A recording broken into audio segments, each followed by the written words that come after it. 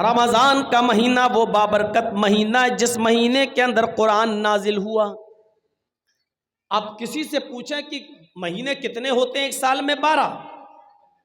ان سے پوچھو کہ ان 12 مہینوں میں سب سے افضل مہینہ کون سا ہے، تو آپ کو جواب ملے گا رمضان۔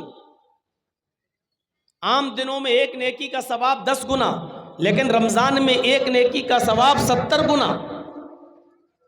عام دنوں میں ایک رکعت نماز پڑھیے تو 10 رکعت کا ثواب، رمضان میں ایک رکعت پڑھیے تو 70 رکعت کا ثواب، اور نیت اگر اچھی ہے تو اس سے بھی زیادہ اللہ رب العالمین بڑھا دیتا۔ لیکن رمضان کے مہینے کو یہ فضیلت کیسے ملی، کیوں ملی؟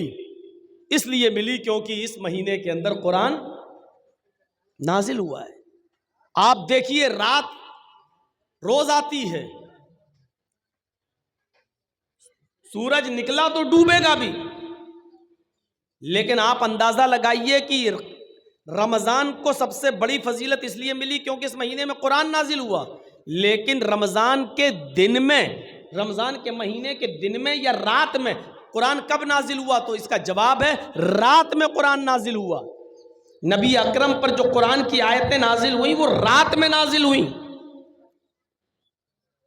اللہ رب العالمین نے رمضان کے مہینے کی جس رات میں قرآن اترا، قرآن نازل ہوا، اس قرآن کی برکت سے اللہ رب العالمین نے اس رات کو بھی تمام راتوں میں سب سے افضل قرار دے دیا، اور کیا فرمایا؟ اِنَّا أَنزَلْنَاهُ فِي لَيْلَةِ الْقَدْرِ، ہم نے اس قرآن کریم کو لیلۃ القدر میں، رمضان کی طاق راتوں میں سے کسی ایک رات میں اتارا۔ وَمَا أَدْرَاكَ مَا لَيْلَةُ الْقَدْرِ، اور تمہیں کیا معلوم کہ لیلۃ القدر کیا ہے؟ جس رات میں ہم نے اس قرآن کریم کو نازل کیا، اس قرآن کے نازل ہونے کی وجہ سے اللہ رب العالمین نے اس رات کو 1000 مہینوں کی عبادت سے زیادہ فضیلت عطا فرما دی۔ لیلۃ القدر خیر من الف شہر، اس رات کا جاگ لینا 1000 مہینوں کی عبادت سے زیادہ بہتر ہے۔ 1000 مہینوں کی عبادت ایک طرف، اور اس ایک رات کی عبادت ایک طرف، اور اس ایک رات کی عبادت 1000 مہینوں کی عبادت سے زیادہ افضل۔ اب آپ اندازہ لگائیے اس رات کو یہ فضیلت کیوں ملی؟ قرآن کریم کی برکت سے۔ آپ ان بچوں کو معمولی مت سمجھیے، جنہوں نے حفظ کیا ہے یہ وہ بچے ہیں جب زمین پر چلتے ہیں تو رب کعبہ کی قسم یہ ننگی زمین پر نہیں چلتے، ان کے قدم کو زمین پر رکھنے سے پہلے فرشتے اپنے پر بچھا دیتے ہیں۔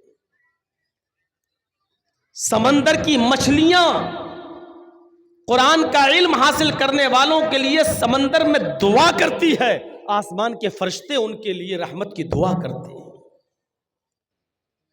غور کیجئے، یہ قرآن جس شہر میں نازل ہوا اللہ نے اس کو ام القری بنا دیا۔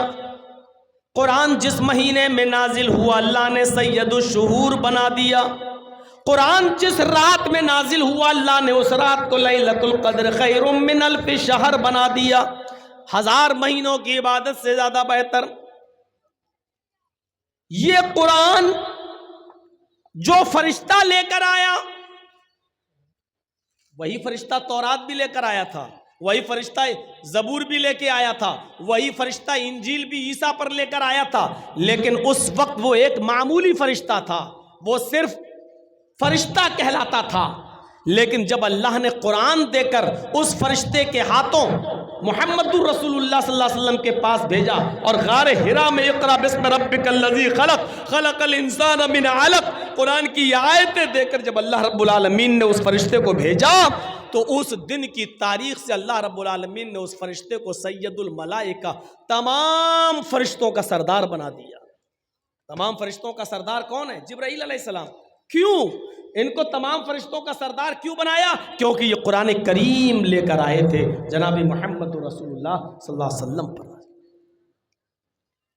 نبی سب برابر ہیں، کسی پر تورات اتری، کسی پر زبور اتری، کسی پر انجیل اتری،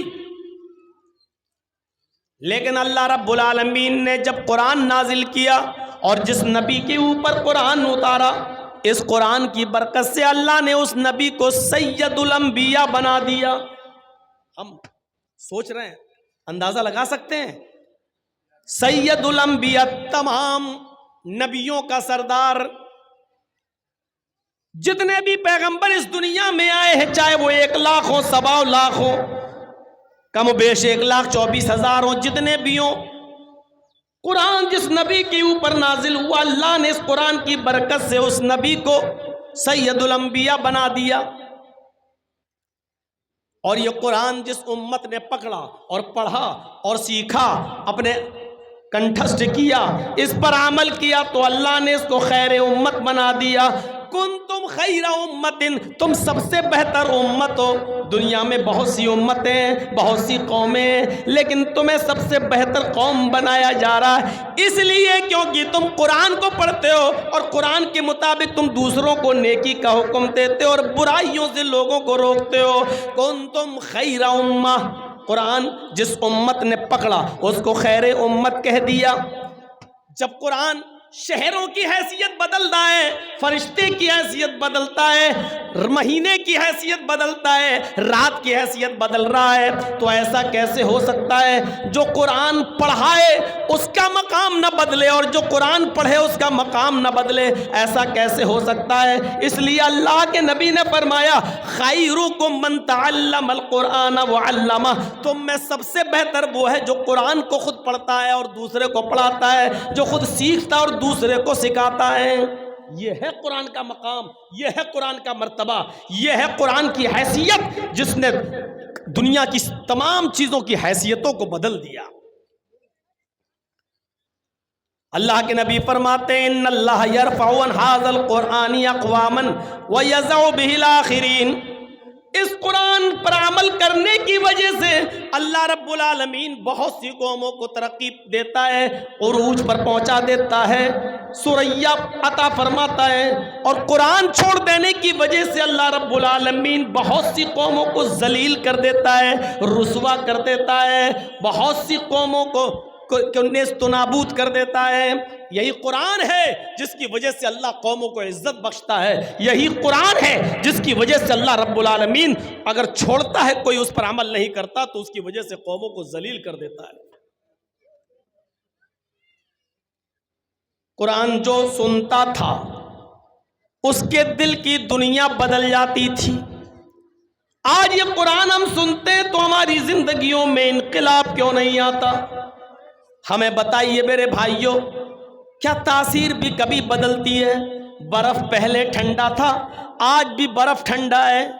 آگ پہلے گرم تھی, آج بھی آگ گرم ہے. مرچ پہلے بھی تیکھی تھی, آج بھی تیکھی ہے. نمک پہلے بھی کھارا تھا, آج بھی کھارا ہے. چینی جب بنی تھی تب بھی میٹھی تھی, آج بھی چینی میٹھی ہے. گڑ جب پیدا ہوا تب بھی میٹھا تھا, آج بھی وہ میٹھا ہے. لیمو پہلے کھٹا تھا, آج بھی کھٹا ہے. دنیا کی کوئی چیز اٹھا کر دیکھ لو, کسی چیز کی حیثیت میں ہم چینجنگ نہیں دیکھتے ہیں, تبدیلی نہیں دیکھ رہے ہیں.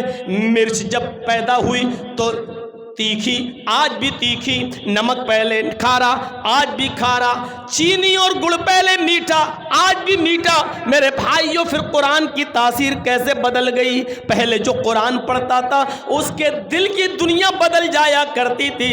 آج یہ قرآن ہم پڑھتے اور سنتے ہیں, لیکن آج ہمارے دل کی دنیا کیوں نہیں بدلتی؟ آج اس قرآن کی تاثیر کیسے ختم ہو گئی؟ یہ قرآن تو وہ تھا جو بڑے سے بڑے غصے والے انسان حضرت عمر فاروق جو غصے میں تلوار لے کر محمد رسول اللہ کی گردن اڑانے کے لیے جا رہے تھے, لیکن سنا کہ میری بہن و بہنوئی مسلمان ہو گئے, اسلام لائے. جب ان کے گھر گئے, دروازے پر کھڑے ہو کر قرآن کی چند آیتیں سن لی.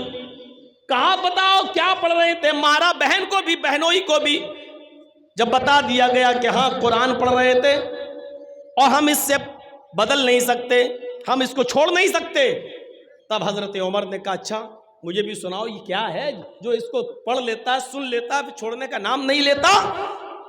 چند آیتیں قرآن کی سنی, 1 آیت 2 آیت, مشکل سے 3 آیتیں ہی پڑھی تھیں, اور عمر فاروق نے 3 آیتیں ہی سنی تھیں. چیخ پڑے, نہیں نہیں، یہ قرآن کسی انسان کا کلام نہیں ہو سکتا، یہ قرآن کسی انسان کا کلام نہیں ہو سکتا ہے۔ آئے میری بہن، آئے میرے بہنوئی، مجھے بھی اس ذات کے پاس لے چلو جس کے اوپر یہ قرآن نازل ہوا ہے، یعنی محمد الرسول اللہ صلی اللہ علیہ وسلم کے پاس لے کر چلو۔ جب حضرت عمر کو نبی اکرم کے پاس لایا گیا تو یہی عمر قرآن کی چند آیتیں سن کر محمد رسول اللہ کے ہاتھ پر بیعت کر کے اسلام لے آتے ہیں۔ قرآن کی چند آیتیں کوئی سن لیتا تھا، دل کی دنیا بدل جاتی تھی۔ آج کیا ہو گیا ہمیں؟ ہم قرآن سنتے ہیں لیکن ہماری دل کی دنیا نہیں بدلتی ہے۔ یہی قرآن ہے۔ عبداللہ ذوالبجادین جنگل میں بکریاں چرا رہا ہے اور محمد رسول اللہ پر ایمان لانے والے صحابہ بھی جنگل میں بکریاں چرا رہے ہیں۔ ہاں بکریاں چرا رہے ہیں، بکریاں چراتے جاتے اور صحابہ قرآن کی آیتیں گنگناتے جاتے۔ بکریاں چرا رہے ہیں اور قرآن کی تلاوت زور زور سے کرتے جا رہے ہیں، جنگل میں پڑھتے جا رہے ہیں۔ عبداللہ ذوالبجادین جو پکا کافر ہے، اس کے کانوں میں قرآن کی آواز ٹکراتی ہے، صحابہ کو قرآن پڑھتے ہوئے دیکھتا ہے تو کان لگا کر سننے لگتا ہے۔ ابھی اس نے چند آیتیں ہی سنی تھی، جنگل میں بکریاں چراتے ہوئے چند آیتیں ہی سنی تھی کہ وہ فوراً اپنی بکریاں لے کر واپس آتا ہے اور اپنے چچا سے کہتا ہے، اے چچا ان بکریوں کو پکڑو، اب میں ان بکریوں کو نہیں چراؤں گا اور آپ کی غلامی سے آزادی چاہتا ہوں، اس لیے کہ آج ہم نے ایک ایسی کتاب سنی ہے، آج ایسی آیتیں سنی ہے، آج ایسا کلام سنا جو کسی انسان کا کلام نہیں ہو سکتا ہے۔ عبدالعزیٰ کو، یہ عبدالعزیٰ نام ہے ابھی ان کا، یہ کافر تھے۔ ابھی جب قرآن کی چند آیتیں سننے کے بعد اپنے چچا کے پاس گئے تو کہا اپنی بکریاں لو۔ چچا نے کہا کیوں، کیا بات؟ اب میں اسلام لاؤں گا۔ چچا نے کرتا اتروا لیا، لنگی اتروا دی، گنجی اتروا دی، جوتے تک اتروا دیے، بالکل برہنہ کر دیا، ننگا کر دیا، اور فرمایا جب تم ہمارے نہیں رہے، اسلام لانا چاہتے ہو، قرآن پر عمل کرنا چاہتے ہو، قرآن پر ایمان لانا چاہتے ہو تو میں نے جو کچھ دیا سب کچھ واپس کرو۔ کرتا اتار دیا، جوتے اتار دیے، گنجی اتار دی، جو کچھ امامہ سب اتار دیا، صرف لنگی رہ گئی۔ کہا چچا جان صرف اتنی اجازت دے دو کہ میں اپنے گھر جاؤں اور اپنی ماں سے کپڑا لے لوں، اس کو ہم لپیٹ لیں اور آپ کی لنگی ہم آ کر واپس کر دیں۔ چچا کہتا ہے نہیں، اتنی دیر کی بھی اجازت نہیں دوں گا کہ تم اپنے گھر جاؤ۔ اگر تم اسلام پر عمل کرتے ہو، قرآن پر ایمان لانا چاہتے ہو تو تمہیں لنگی ابھی اتارنا پڑے گی۔ تھوڑی دیر کے لیے عبدالعزیٰ نے سوچا اگر لنگی اتار دوں گا تو بالکل ویسے ہو جاؤں گا جیسے کوئی جانور، بھیڑ بکری۔ پھر سوچا جب ایمان لے ہی آیا ہوں، کلمہ پڑھنے کے لیے تیار ہوں تو یہ قربانی بھی دے دینا چاہیے۔ اپنی لنگی اتاری اور پھینک دی اپنے چچا کے منہ پر، اور چچا کے گھر سے اپنے گھر تک برہنہ، ننگا، کما ولدت امہا، جیسے اس کی ماں نے اسے آج ہی پیدا کیا ہو۔ اس ظالم چچا نے لنگی تک چھین لی اور اپنے چچا کے گھر سے اپنے گھر تک جب آیا تو بالکل برہنہ اور ننگا آیا۔ راستے میں لوگوں نے اس کو ٹوکا، اے عبدالعزیٰ یہ کیا ہو گیا؟ اور عبدالعزیٰ کہتا ہے اب میں مومن ہوں، اب میں مومن ہوں۔ کیسا لگ رہا ہے یہ جملہ؟ اب میں مومن ہوں، یعنی ساری چیزیں اتار دی، اب میں مومن ہوں، یعنی ایمان قربانی مانگ رہا ہے۔ میں نے اپنے کپڑوں کی، جوتے کی، گنجی کی، یہاں تک کہ لنگی تک کی قربانی دے دی کیونکہ اب میں مومن ہوں۔ میرے بھائیوں ذرا تصور کرو کہ اس حال میں اب میں مومن ہوں کیسا لگ رہا ہے۔